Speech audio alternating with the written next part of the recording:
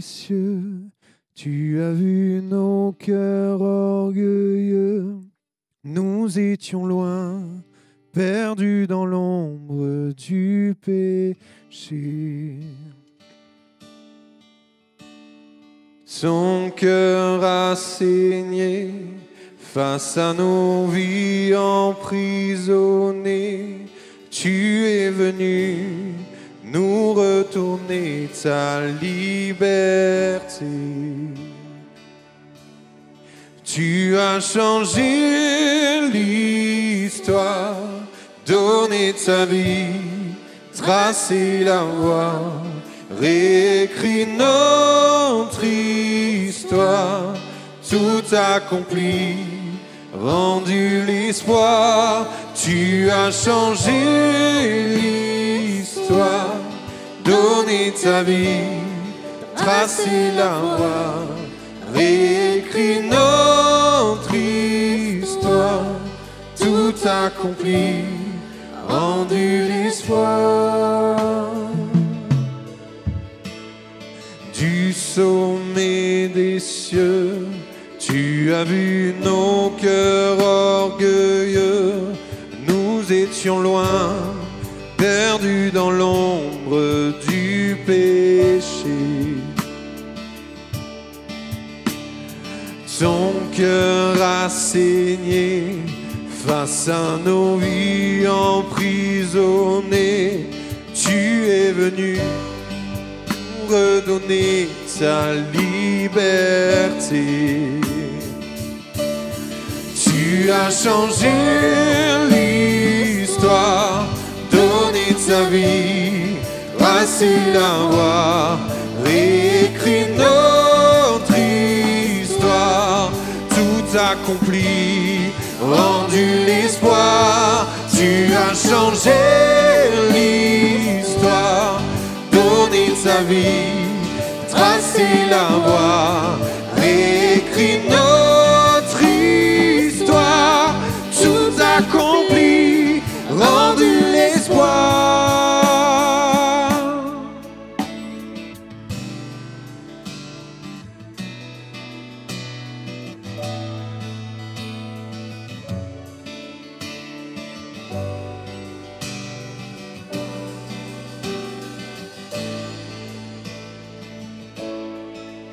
Ton amour parfait a tout renversé, remporté, la mort ne pouvait gagner. Ton amour parfait a tout supporté, surpassé, rien ne pouvait t'arrêter.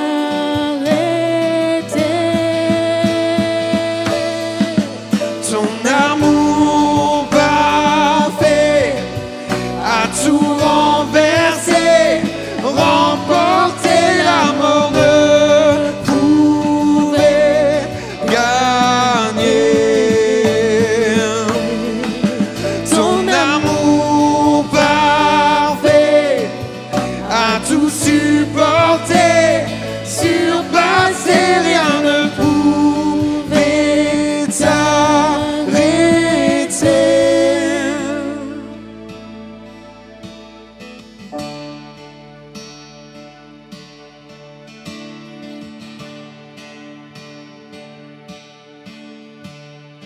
Là-haut dans les cieux, ton nom est couronné de gloire. Tu as chassé l'obscurité par ta lumière.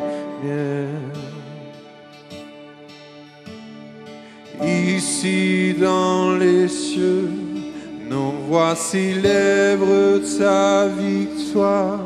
Tu t'es offert, unissant le ciel et la terre. Oh, là-haut dans les cieux, ton nom est couronné de gloire. Tu as chassé l'obscurité par ta lumière. ici dans ce lieu, nos voix célèbrent ta victoire. Tu t'es offert, unissant le ciel et la terre. Tu as changé l'histoire, donné ta vie, tracé la voie, réécrit notre histoire. Tout accompli, rendu l'espoir. Tu as changé l'histoire, donné ta vie, tracé la voie, réécrit notre histoire. Tout accompli, rendu l'espoir. Tu as changé l'histoire, donné ta vie, tracé la voie, réécrit notre histoire. Tout accompli, rendu l'espoir.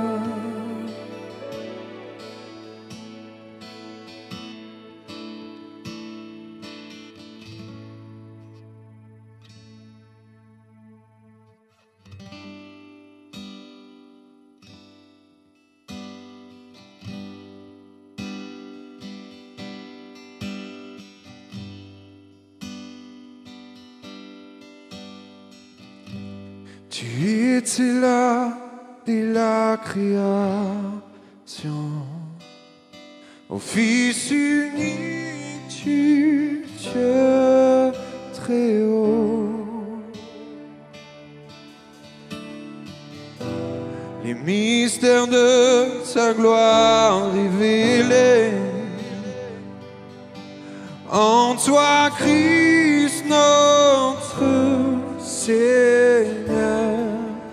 Oh, ce nom est si merveilleux, oh, ce nom est si merveilleux, le nom de Jésus Christ mon roi. Oh, ce nom est si merveilleux, sa beauté sans pareil. Oh, ce nom est si merveilleux, oh, le nom de Jésus.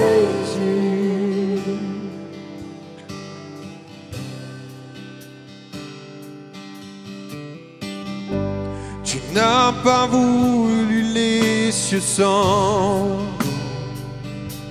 Alors Jésus, tu es venu. Ton amour a vaincu mon péché. Plus rien ne peut nous séparer. Oh, ce nom est si glorieux. Oh, ce nom est si glorieux, le nom de Jésus Christ mon roi. Oh, ce nom est si glorieux, sa beauté sans pareil. Oh, ce nom est si glorieux, le nom de Jésus. Oh, ce nom est si glorieux, oh, ce nom est si glorieux, le nom de Jésus Christ mon roi. Oh, ce nom est si glorieux, sa beauté sans pareil. Oh, ce nom est si glorieux, le nom de Jésus. Oh, ce nom est si glorieux, le nom de Jésus.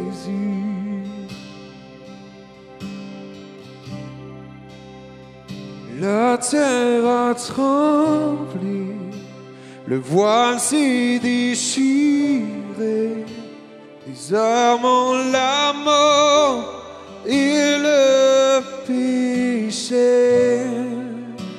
Les cieux chantent ta gloire, l'écho de ta victoire. car tu es le roi ressuscité. Tu es sans rivale, tu es sans égard. Dieu, tu triomphes à tout jamais. À toi soit le règne, à toi soit la gloire. Ton nom surpasse tout autre nom. La terre a tremblé, le ciel déchiré, désarmant la mort et le péché. Les cieux chantent ta gloire, l'écho de ta victoire, car tu es le roi ressuscité. Tu es sans rival, tu es sans égard. Dieu, tu triomphes à tout jamais. À toi soit le règne, à toi soit la gloire. Ton nom surpasse tout autre nom. Oh, ce nom est victorieux. Oh, ce nom est victorieux. Le nom De Jésus-Christ, mon roi. Ce nom est victorieux. sa puissance est sans pareil. Oh, ce nom est victorieux. Le nom de Jésus. Ce nom est victorieux. Oh, ce nom est victorieux. Le nom de Jésus-Christ, mon roi. Oh, ce nom est victorieux. Sa puissance est sans pareil. Oh, ce nom est victorieux. Le nom de Jésus. Oh, ce nom est victorieux. Le nom de Jésus. Oh, ce nom est victorieux. Le nom de Jésus.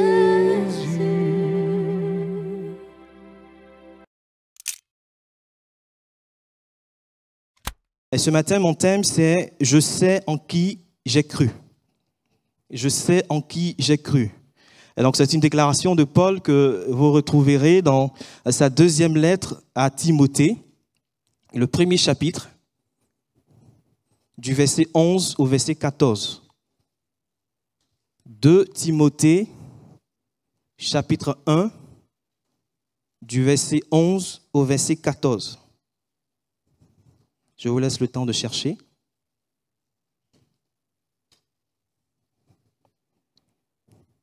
« 2 Timothée 1, 11 à 14. » C'est pour cet évangile que j'ai été établi prédicateur et apôtre, chargé d'instruire les païens. Et c'est à cause de cela que je souffre ces choses. Mais j'en ai point honte, car je sais en qui j'ai cru. Et je suis persuadé qu'il a la puissance de garder mon dépôt jusqu'à ce jour-là. Retiens dans la foi et dans l'amour qui est en Jésus-Christ le modèle des saintes paroles que tu as reçues de moi. Garde le bon dépôt par le Saint-Esprit qui habite en nous. Je sais en qui j'ai cru. Ou encore, je connais celui en qui j'ai mis ma confiance, celui en qui j'ai placé ma foi. Cette déclaration de Paul établit une relation intéressante entre la confiance en Dieu et la connaissance de Dieu. L'apôtre Pierre a aussi établi une telle relation lorsqu'il a exhorté les croyants à ajouter à leur foi la vertu et à la vertu la connaissance. Vous retrouvez cela dans 2 Pierre 1, le verset 5. Je crois également que dans la vie courante, on peut aussi observer qu'il existe un tel lien, une relation entre connaissance et confiance. Et tout se passe comme si, lorsque nous grandissons dans notre connaissance d'une personne, dans notre connaissance d'une entité, d'une institution, nous sommes plus enclins à lui faire confiance, à faire confiance à ses paroles, à faire confiance à ses engagements, à faire confiance à ses actions.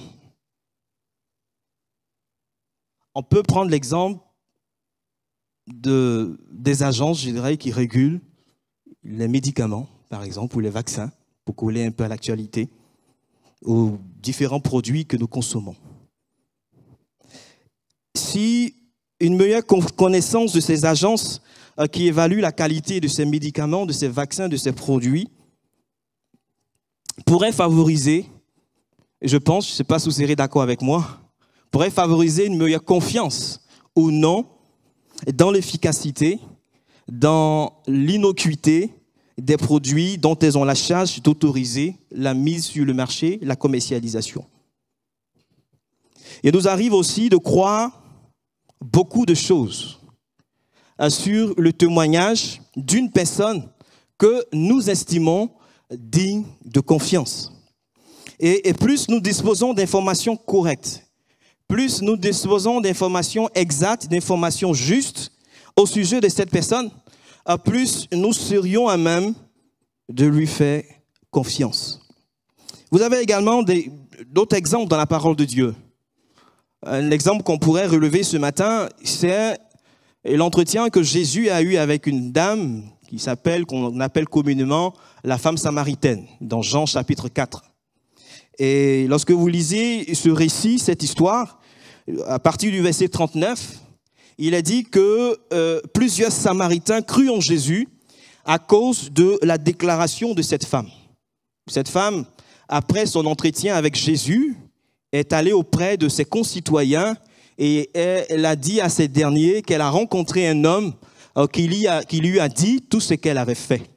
Et ces hommes ont cru en Jésus. Mais le texte ajoute que par la suite, un plus grand nombre crut à cause des paroles de Jésus lui-même. Et ces derniers vont dire ceci au verset 42 de ce chapitre. Ce n'est plus seulement à cause de ce que tu nous as raconté que nous croyons en lui.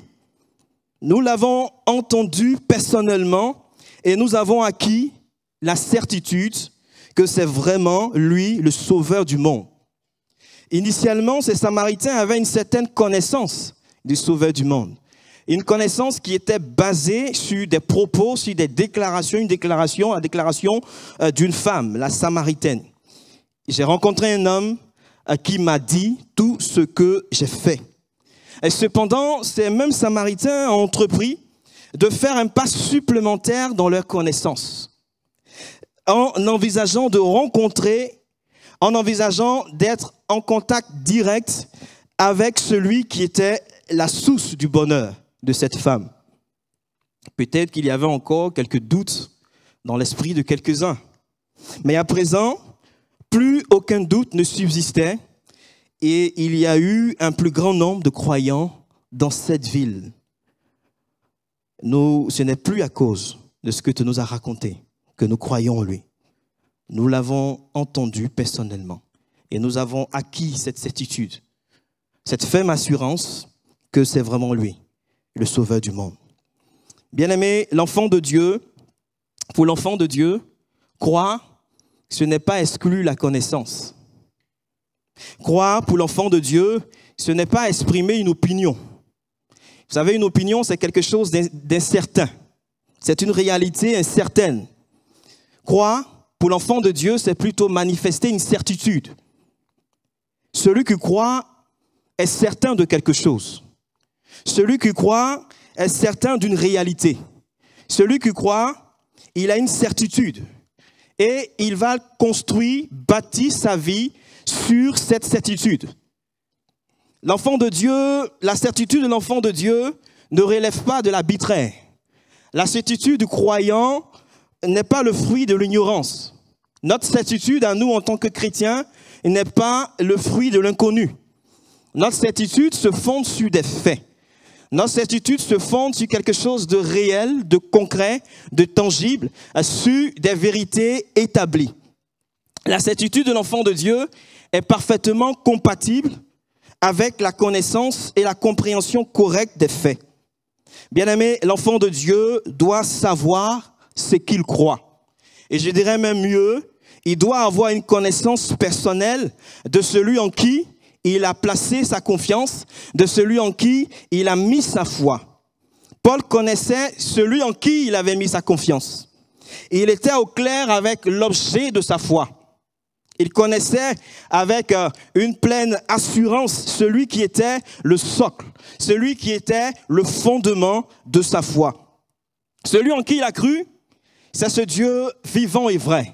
C'est ce Dieu merveilleux qui s'est révélé à lui et qui s'est révélé à vous et moi en la personne de son Fils unique et bien-aimé, le Seigneur Jésus-Christ. Jésus-Christ était l'objet de sa foi et il lui a fait entièrement confiance. Je sais en qui j'ai cru. Il a fait confiance au Seigneur Jésus en toute connaissance de cause. Et même plus il grandissait dans sa connaissance de Christ, puis sa foi en Christ, sa confiance en Christ était entière. Elle était totale. Il connaissait Jésus-Christ comme étant le Messie promis, et comme étant celui qui a été oint par le Saint-Esprit pour accomplir une œuvre salvatrice. Il connaissait Jésus comme étant celui qui a porté un message de salut, et comme étant celui dont les paroles sont esprit et vie, et comme étant celui qui offre le plein pardon des péchés. Il connaissait Jésus comme étant celui qui accomplit l'œuvre et la volonté de Dieu, et comme étant celui qui allait de lieu en lieu faisant du bien et guérissant tous ceux qui étaient sous l'empire du diable. Il connaissait Jésus comme étant celui qui est mort en sacrifice sur le bois de la croix pour le salut de son âme, afin que lui, Paul, il passe de la mort à la vie, des ténèbres à la lumière. Il connaissait Jésus comme étant le Christ vivant, celui qui était mort et qui a été enseveli, mais qui est ressuscité le troisième jour d'entre les morts. Il connaissait Jésus-Christ comme étant celui qui a été glorifié au ciel et qui est assis à la droite du Père, et comme étant celui qui est vêtu d'honneur et de majesté. Lorsque Paul écrivait cette lettre à Timothée, il se trouvait en prison. Il a été apparemment mis aux arrêts pendant la persécution contre les chrétiens sous Néron. C'était un vieillard, quelqu'un qui était à l'époque, au moment des faits, avancé en âge. Et il s'est retrouvé dans une prison froide à Rome. Il était à sa seconde détention. Au cours de sa première incarcération, Paul s'attendait à être libéré. Et il a été effectivement relâché par la suite. Mais en ce qui concerne à ce nouvel emprisonnement, il n'avait plus une telle attente. Il n'y avait plus aucun espoir de libération pour lui. Il était plutôt dans l'attente d'une décapitation imminente. Et cette période sombre, difficile de sa vie n'a pas altéré la confiance qu'il a placée en celui qu'il connaissait. Oui, il connaissait celui en qui il avait cru. Bien-aimé, est-ce que les difficultés de la vie n'affectent pas souvent la confiance que nous avons placée en celui qui un jour s'est révélé à nos cœurs, en celui qui un jour s'est révélé à nos vies? Est-ce que notre confiance en celui que nous connaissons reste ferme? Est-ce que notre confiance en celui que nous connaissons reste inébranlable? Lorsque arrive l'épreuve, lorsque survient la persécution, lorsque les tempêtes de la vie se déchaînent contre nous, est-ce que comme l'apôtre Paul, même au sein de l'épreuve, nous pouvons nous également ce matin déclarer « Je sais en qui j'ai cru ». Je sais en qui j'ai mis ma confiance. Je connais celui en qui j'ai placé ma foi, celui en qui j'ai placé ma confiance. Je sais que celui en qui j'ai cru ne m'abandonnera jamais. Je sais que celui en qui j'ai cru est toujours avec moi. Je le connais comme une personne bien réelle, et comme une personne vivante, et comme une personne qui agit encore aujourd'hui. Je sais que celui en qui j'ai cru, c'est lui le rocher de mon salut, qu'il est mon espérance. Je sais qu'il est fidèle et qu'il est véritable. Je sais que celui en qui j'ai cru, à lui, rien n'est impossible. Il est capable de tout faire, il est capable de tout réaliser. Je sais que celui en qui j'ai cru, c'est lui le Dieu tout-puissant. C'est lui le Dieu vivant. C'est lui le Dieu vrai. Je sais que c'est lui le Messie promis. C'est lui le Fils de Dieu, mais aussi le Fils de l'homme. C'est lui qui est la parole incarnée. C'est lui qui est la parole qui s'est faite chair et qui est venu habiter parmi nous. Je sais que c'est lui qui est la lumière du monde. Je sais que c'est lui qui est le chemin, c'est lui qui est la vérité, c'est lui qui est la vie. Je sais que c'est lui qui est le bon berger, ce bon berger qui prend soin de moi, ce bon berger qui veille sur moi, ce bon berger qui a offert sa vie pour moi. Je sais que c'est lui la lumière du monde. Je sais que c'est lui, celui en qui j'ai cru, c'est celui qui guérit. Et c'est celui qui baptise du Saint-Esprit. C'est lui le Sauveur, c'est lui le Seigneur, c'est lui la résurrection et la vie. Oui, je sais en qui j'ai cru. Et celui en qui j'ai cru, ce n'est pas une théorie, ce n'est pas une philosophie, mais c'est une personne, c'est la personne de Jésus-Christ. Il s'appelle Jésus-Christ. Et je sais qu'il demeure le même hier, il demeure le même aujourd'hui, il demeure le même éternellement. Et c'est lui qui est l'objet, c'est lui qui est le fondement, c'est lui qui est le socle de ma foi, de la confiance, de ma confiance. Mais bien aimé, notre confiance, comme je disais tout à l'heure, n'est pas basée sur des théories. Elle n'est pas basée sur des spéculations. Elle n'est pas basée sur des opinions, sur des réalités qui sont incertaines. Elle n'est pas basée non plus sur la science. Elle n'est pas basée sur la philosophie, la religion, les raisonnements humains. Elle prend appui sur celui-là qui est le rocher des siècles, notre Seigneur Jésus-Christ. Bien-aimé, je ne sais pas ce que tu vis en ce moment. Mais je veux ce matin t'encourager à ne pas être ébranlé dans ta foi. Parce que tu sais en qui tu as cru. Tu sais en qui tu as placé ta confiance. Reste ferme, s'il te plaît. Sois inébranlable. Appuie-toi fortement. Appuie-toi fermement. Appuie-toi solidement sur la personne du Seigneur Jésus-Christ. Vous savez, certaines personnes ont ce qu'on appelle des bras longs. Je ne sais pas si vous voyez ce que je veux dire. Des bras longs sur lesquels elles vont fonder tout leur espoir. Elles sont fières d'avoir certaines relations dans leur carnet d'adresse. Je connais un tel. Est-ce que tu sais que je connais celui-là? Que je déjeune avec lui? On prend le café ensemble? Beaucoup de gens vont se vanter de tout le savoir qu'ils possèdent. D'autres vont se vanter de toutes les richesses qu'ils ont. Bien-aimé, notre bras long, c'est Jésus-Christ. C'est celui seul que Paul comptait. Et à l'époque des faits, Paul avait été abandonné par toutes les personnalités qui avaient de l'influence en Asie. Il a été abandonné. À un moment où il avait grandement besoin de leur aide, lors des premières étapes de son procès. Il a été même demandé à ces personnes, à ces personnalités influentes, de se porter garant pour Paul. Mais ces derniers ont refusé catégoriquement. Bien-aimé, qui s'est porté garant pour toi? Qui s'est porté garant pour ta vie? Qui s'est porté garant pour ta restauration? Qui s'est porté garant pour vous et moi? Est-ce que c'est quelqu'un de notre famille? Est-ce que c'est une personnalité politique influente de ce monde? Qui s'est porté garant pour vous et moi? La seule personne qui s'est porté garant pour vous et moi, c'est le Seigneur Jésus-Christ. Il est le seul à avoir accepté de mourir pour moi. Il est le seul à avoir accepté d'offrir sa vie sur le bois de la croix pour moi. Alors que je n'étais même pas digne d'être aimé. Alors que nous n'étions même pas dignes d'être aimés. Mais la Bible déclare que Dieu prouve son amour envers nous en ce que lorsque nous étions encore pécheurs, Christ est mort pour vous et moi. Christ a offert sa vie pour vous et moi.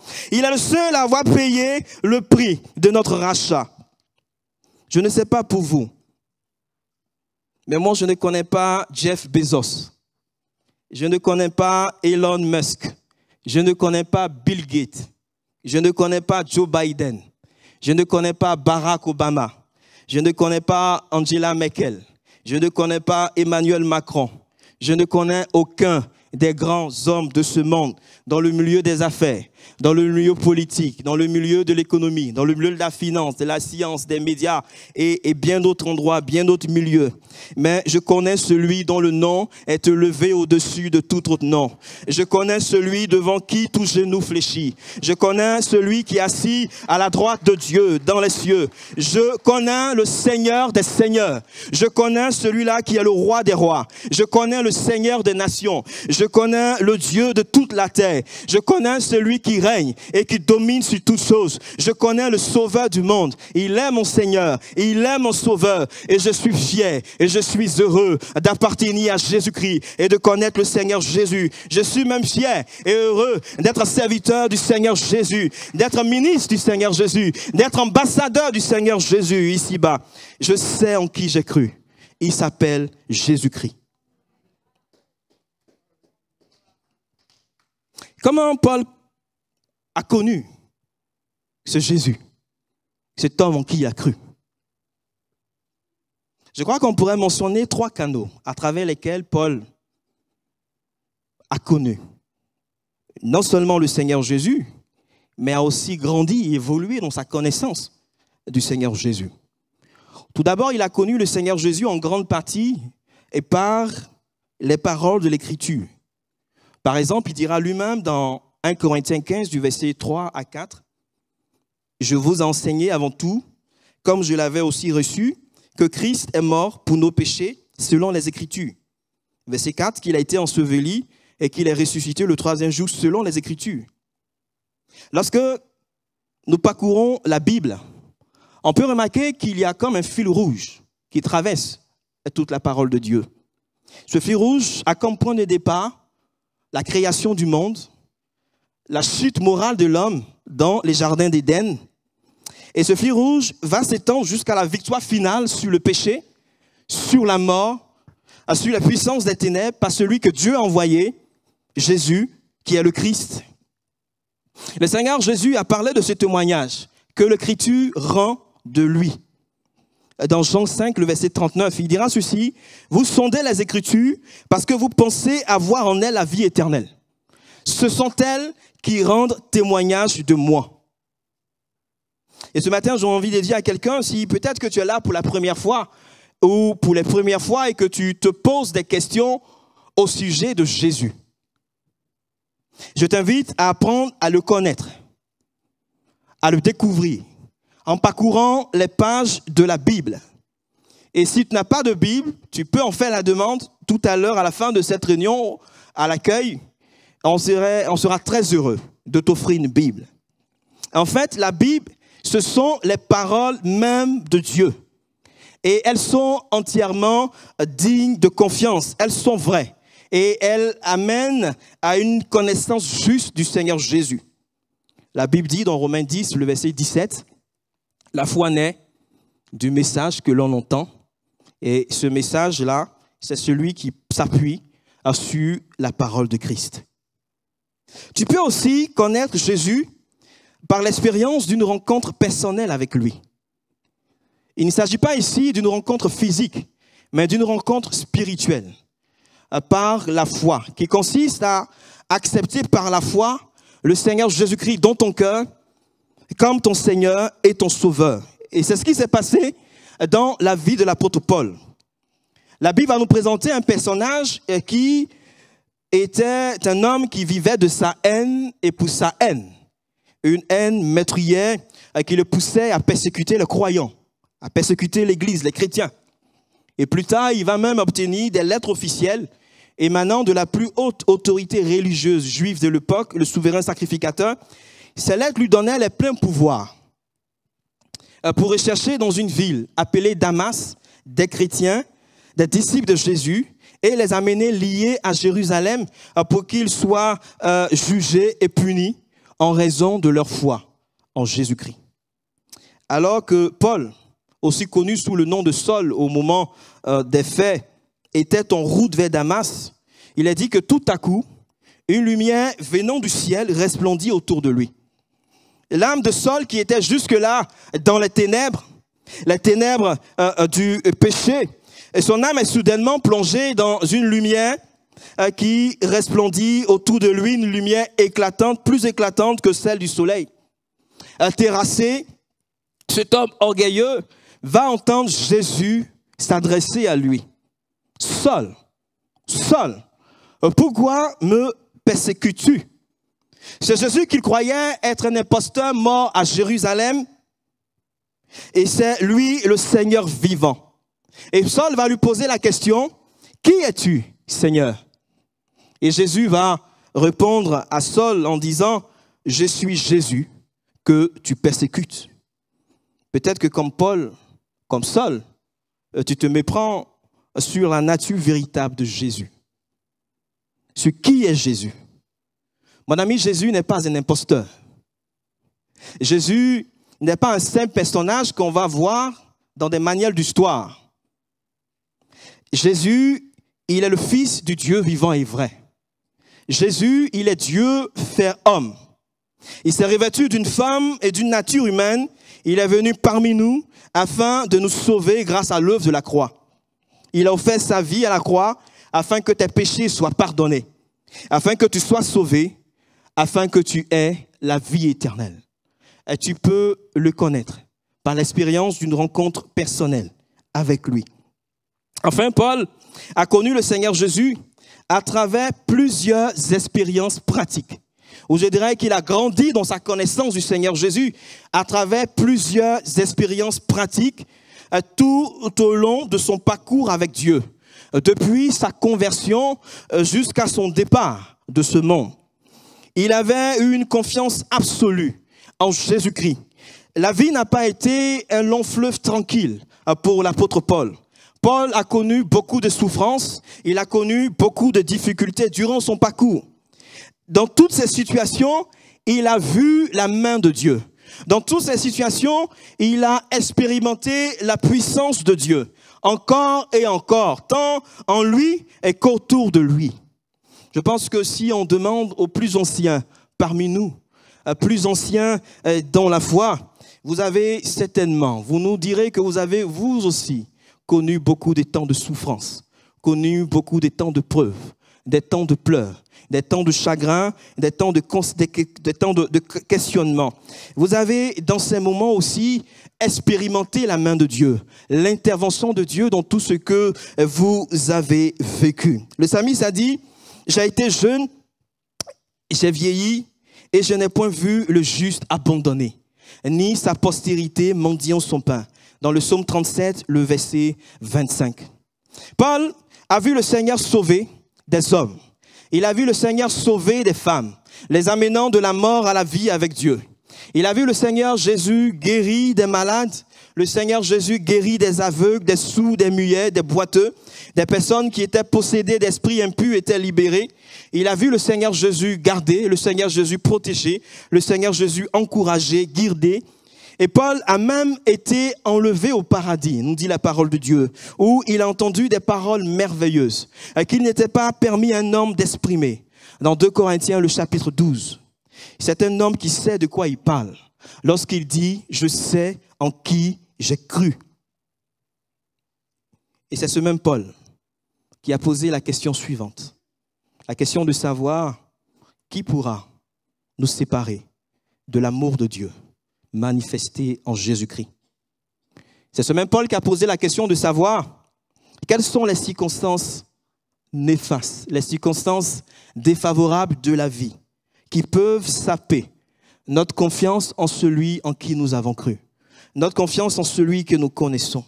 Et quand vous lisez cette histoire, ce que Paul dit dans Romains le chapitre 8, et Paul va énumérer un certain nombre de fléaux, un certain nombre de mots, de réalités hostiles qui sont susceptibles de jalonner notre marche dans la foi, ici-bas. Il va citer la tribulation, il va citer l'angoisse, il parlera de la persécution, il parlera de la faim, il parlera de la nudité ou de l'épée, du péril. À la question de savoir, est-ce que ces mots peuvent nous séparer de l'amour de Dieu manifesté en Jésus-Christ? La réponse de Paul était certaine. La réponse de Paul était sans ambiguïté. C'était un nom catégorique parce que, en réalité, et comme il est dit dans ce chapitre 8 de l'Épître aux Romains, nous sommes plus que vainqueurs par celui qui nous a aimés. Ensuite, l'apôtre Paul s'est dit, bon, parmi ces obstacles auxquels nous sommes souvent confrontés, je ne vois absolument rien qui puisse nous séparer. Je ne vois absolument rien qui puisse te séparer, mon frère, ma soeur, de l'amour de Dieu manifesté en Jésus-Christ. Mais est-ce que dans les réalités qu'on ne voit pas, est-ce que dans ces réalités invisibles, est-ce que dans ces puissances invisibles, il existe quelque chose, il existe une entité, une réalité qui peut me séparer de l'amour de Dieu manifesté en Jésus-Christ? Et j'aime cette réponse que l'apôtre Paul va donner à partir du verset 38 de Romains chapitre 8. Il dira ceci, « Car j'ai l'assurance que ni la mort, ni la vie, ni les anges, ni la domination, ni les choses présentes, ni les choses à venir, ni la puissance, ni la hauteur, ni la profondeur, ni aucune autre créature ne pourra nous séparer de l'amour de Dieu manifesté en Jésus-Christ, notre Seigneur. » Mon frère, ma sœur, celui en qui tu as cru t'aime. Il t'aime d'un amour infini. Il t'aime d'un amour infaillible. Il t'aime d'un amour qui l'a poussé à offrir Jésus à la croix pour toi. C'est pourquoi ce matin, sois sans crainte. Sois sans crainte car aucune épreuve, aucune circonstance défavorable, aucune difficulté de la vie ne pourra te séparer de son amour. Tu sais en qui tu as cru. Il s'appelle Jésus-Christ. Je voudrais terminer avec ce dernier point pour dire finalement qu'est-ce qui peut se passer ou qu'est-ce qui devrait se passer lorsque notre confiance est basée sur une juste connaissance du Seigneur Jésus-Christ. Qu'est-ce qui va en découler? Je voulais rapidement voir 2 points avec vous à la base, en me basant sur les textes que nous avons lus ensemble de 2 Timothée 1, versets 11 à 14. Et premier point que je veux voir ici, c'est que nous n'avons pas honte de la personne du Seigneur Jésus-Christ. Nous n'avons pas honte de lui. Paul n'avait pas honte du Seigneur Jésus. Le monde pouvait considérer comme une folie et un sujet de honte sa foi en Jésus crucifié. Mais Paul se moquait de ce que le monde pouvait penser, de ce que le monde pouvait dire. Parce qu'il savait, il connaissait celui en qui il avait cru. Celui en qui il avait cru ne lui faisait pas honte. L'évangile ne lui faisait pas honte. La proclamation de la bonne nouvelle du salut en Jésus ne lui faisait pas honte. Et lui-même, il va dire dans Romains 1, le verset 16, « Car je n'ai point honte de l'évangile, c'est une puissance de Dieu pour le salut de quiconque croit. » Du juif premièrement, puis du grec. Et lorsqu'il écrivit cette lettre à Timothée, il avait été abandonné par la quasi-totalité de son entourage. Plusieurs parmi son entourage, des personnes de son entourage ont eu honte de ce prédicateur de l'évangile, ont eu honte de sa condition. Malheureusement, je crois qu'il nous arrive aussi, en certaines circonstances, d'avoir honte du Seigneur Jésus-Christ. Parfois, Jésus peut faire honte à certains. Le message de la croix peut faire honte à quelques-uns. Simplement parce que ces personnes craignent ce que les gens pourront penser d'elles. Elles craignent l'effet que l'opinion des gens pourrait avoir sur leur réputation, sur leur popularité, à l'école, au lycée, à la fac, au travail, dans la société, à cause peut-être de leur rang social, à cause peut-être de leur réussite dans la vie professionnelle, dans les affaires et dans bien d'autres réalités. Quand on connaît celui en qui on a cru, on n'a pas honte de lui. On n'a pas honte de rendre témoignage de lui. Jésus a dit dans Luc 9, le verset 26, « Car quiconque aura honte de moi et de mes paroles, le Fils de l'homme aura honte de lui, quand il viendra dans sa gloire et dans celle du Père et des saints anges. » Peut-être que tu fais partie de ces personnes qui ont honte de Jésus. Peut-être même que ça fait honte à quelqu'un de devenir prédicateur de l'évangile. Et c'est peut-être la raison pour laquelle tu hésites ou du moins tu refuses de répondre à l'appel de Dieu, n'aie pas honte du Seigneur Jésus-Christ. N'aie pas honte de lui. Vous savez, quand je commençais le ministère, très souvent quand on me posait la question « Qu'est-ce que vous faites dans la vie, monsieur ?» Je disais « Je suis pasteur », mais j'étais chercheur, il n'y a pas si longtemps que ça. J'aimais préciser ce « mais » de chercheur, mais ça travaillait en tout cas mon esprit. J'ai dit « Mais pourquoi est-ce que j'ai tendance à préciser ce « mais » ? Je ne suis plus chercheur.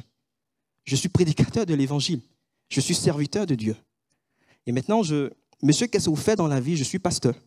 Je sers Dieu. Je prêche la bonne nouvelle. Et ça m'ouvre beaucoup de portes, par la grâce de Dieu. Des portes pour annoncer l'évangile aux gens. Ah, vous êtes croyant, vous êtes pasteur? Pourquoi, etc. Ah oui, je crois. Et puis j'explique. Ça me donne des opportunités de parler du Seigneur Jésus. Et même parfois d'avoir des réductions. Hein? Ah oui, si. Ah, vous êtes pasteur? Bon, je vais faire telle réduction. Merci Seigneur. Gloire à son nom. Bien-aimé, ce matin, je t'encourage à ne plus avoir honte de Jésus-Christ. Pierre a eu honte de Jésus. Il a même renié le Seigneur Jésus lorsque celui-ci comparaissait en jugement devant les autorités religieuses juives. Et toutefois, ce qui est encourageant dans l'histoire de Pierre, c'est que nous pouvons nous aussi être pardonnés, être rétablis par le Seigneur Jésus, comme Pierre l'a été. Vous savez, Jésus n'a pas eu honte de moi. Jésus n'a pas eu honte de vous. Il n'a pas eu honte de nous. Et ce, malgré nos péchés, ce, malgré nos fautes, malgré nos manquements, nos imperfections, Jésus n'a pas eu honte de nous. Pourquoi avoir honte de Jésus-Christ? Lorsque nous connaissons celui en qui nous avons cru, lorsque nous l'estimons entièrement digne de notre confiance, nous lui confions notre dépôt. Et c'est ce que Paul va exprimer au verset 12. Et je suis persuadé qu'il a la puissance de garder mon dépôt jusqu'à ce jour-là. Et c'est sur ce point que je vais terminer. Paul était persuadé que celui en qui il avait cru à la puissance de garder son dépôt. Il savait que celui en qui il avait cru était entièrement digne de confiance. Il est entièrement digne de confiance. Et qu'il garderait en parfaite sécurité son dépôt. Un dépôt, c'est une valeur que nous confions à quelqu'un afin qu'il veille là-dessus et qu'il nous la rende au moment opportun, au moment voulu, qu'il la rende au déposant au moment voulu.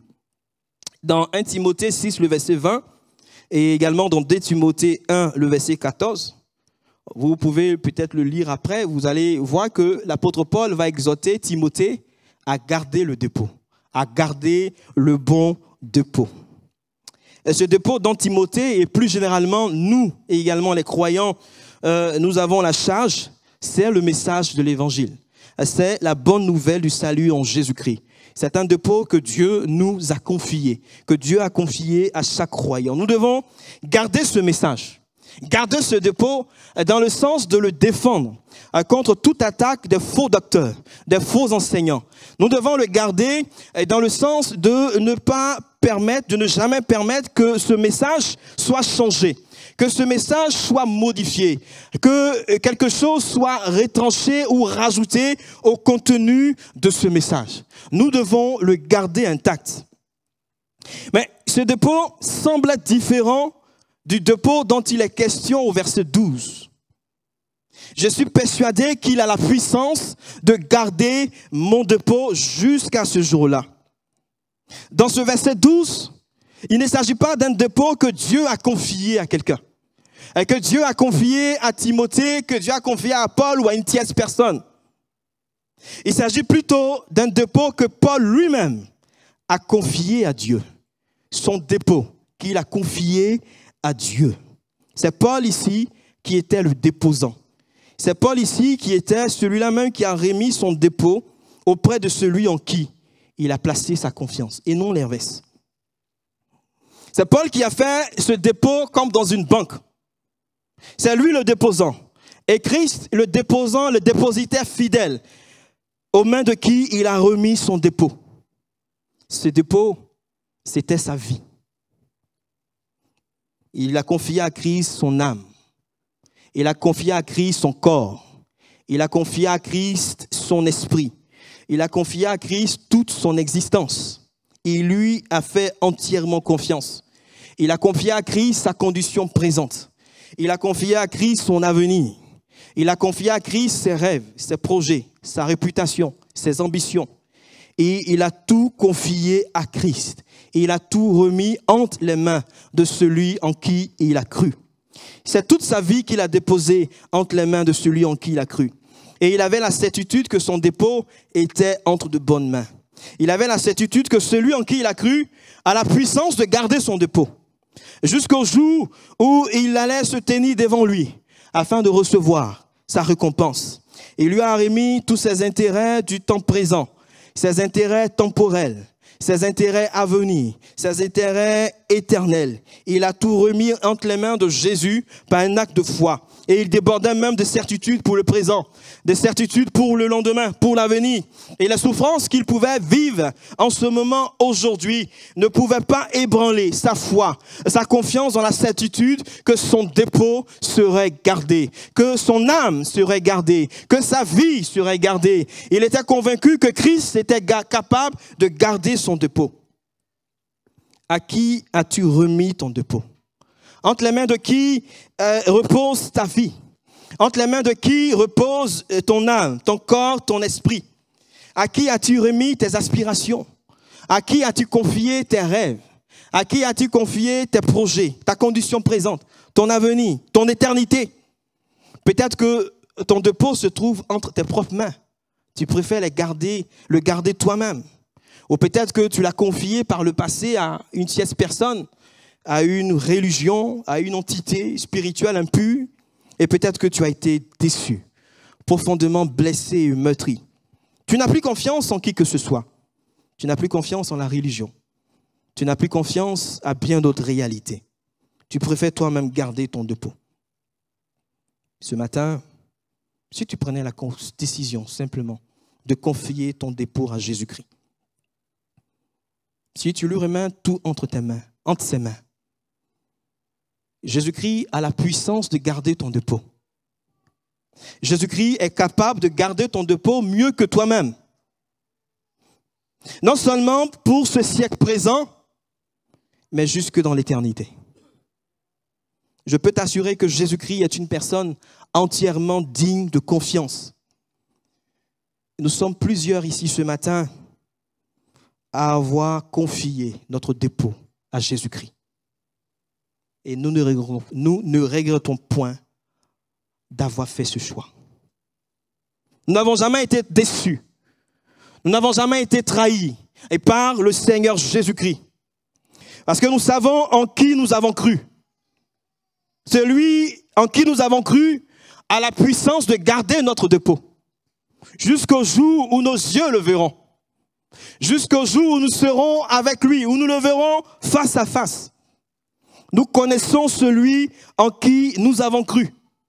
C'est pourquoi nous n'avons pas hésité un seul instant à lui confier notre dépôt. Et toi, ce matin, quelle est ta décision, mon ami? Est-ce que tu vas continuer à garder ton dépôt toi-même? Ou est-ce que tu vas confier ton dépôt à Jésus-Christ? Nous allons incliner nos fronts et nous allons prier le Seigneur.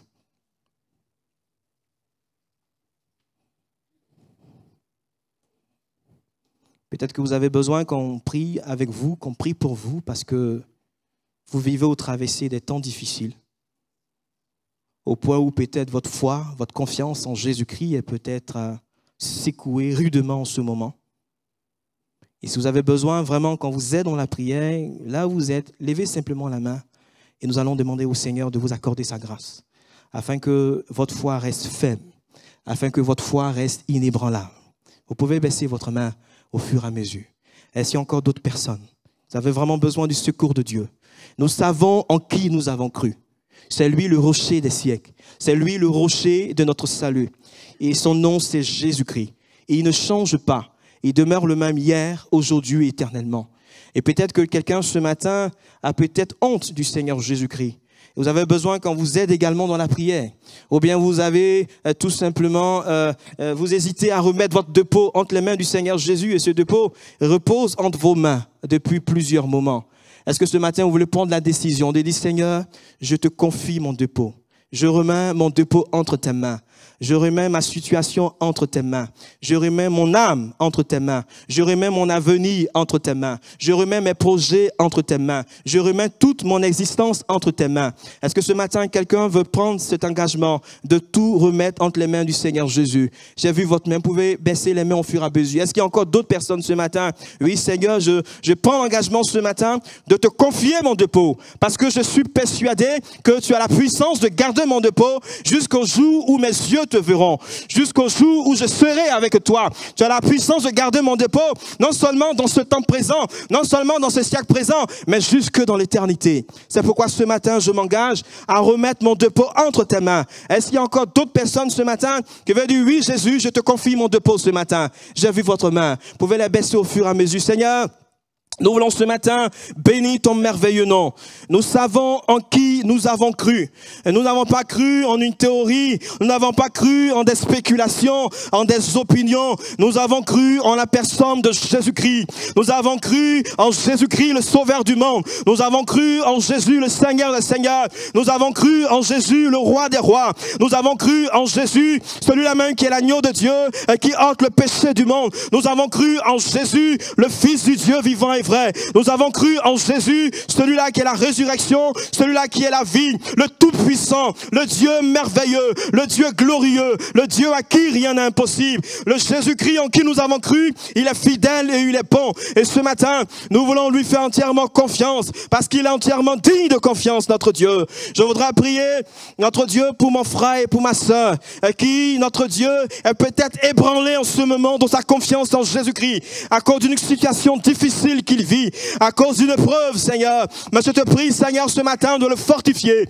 Je prie afin que mon frère et ma sœur soient renouvelés dans sa foi en Jésus, soient renouvelés dans sa confiance en Jésus, soient renouvelés en Jésus-Christ ce matin, parce qu'il sait en qui il a cru. Son Dieu est vivant. Jésus-Christ est vivant. Il a le Christ vivant. Il a le Christ qui était mort et qui a ressuscité et qui est assis à la droite du Père et qui règne au siècle des siècles et qui intercède pour nous et qui domine sur toutes choses ce matin. Merci, mon Dieu, de glorifier ton nom. Ce matin, je prie pour celles de ceux qui ont pris la décision de remettre leur dépôt entre tes saintes mains, entre tes mains, notre Dieu. Ces mains qui ont été percées pour nous, ces mains qui ont été percées par amour pour nous. Ces bien-aimés ont pris l'engagement de dire, oui, Jésus, je te remets mon dépôt ce matin.